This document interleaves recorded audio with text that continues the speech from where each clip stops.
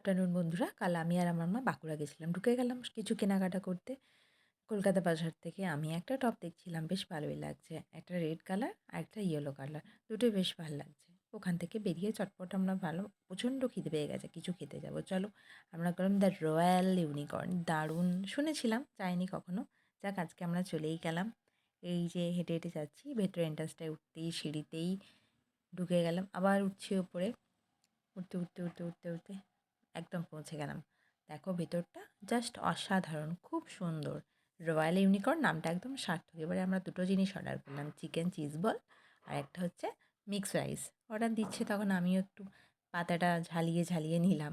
তারপর আমাদের খাবার চলে এলো, বেশি আমি দারুণ লাগছে খেতে, একদম দারুণ টেস্টের, খুব ক্রিস্পি। আমার একটু চিজ বেশিই ভালো লাগে, তাই আমি এগুলোই অর্ডার করেছিলাম। টপ টপ টপ টপ খেয়ে নিচ্ছি। এত খিদে পেয়েছিল, তাড়াতাড়ি খেতে হচ্ছিল। খাওয়া দাওয়া হয়ে গেছে, এবার আমরা বেরিয়ে যাব এখান থেকে। এখান থেকে বেরিয়ে নেমে গেলাম নিচে আবার। ওখান থেকে টোটো ধরে আমরা আবার বেরিয়ে গেলাম। একটু অন্য কিছু খেতে ইচ্ছে করছিল, তাই আমরা চলে গেলাম লস্যি খেতে। আমি আর মা লস্যি খেলাম। টাটা বন্ধুরা, বাই।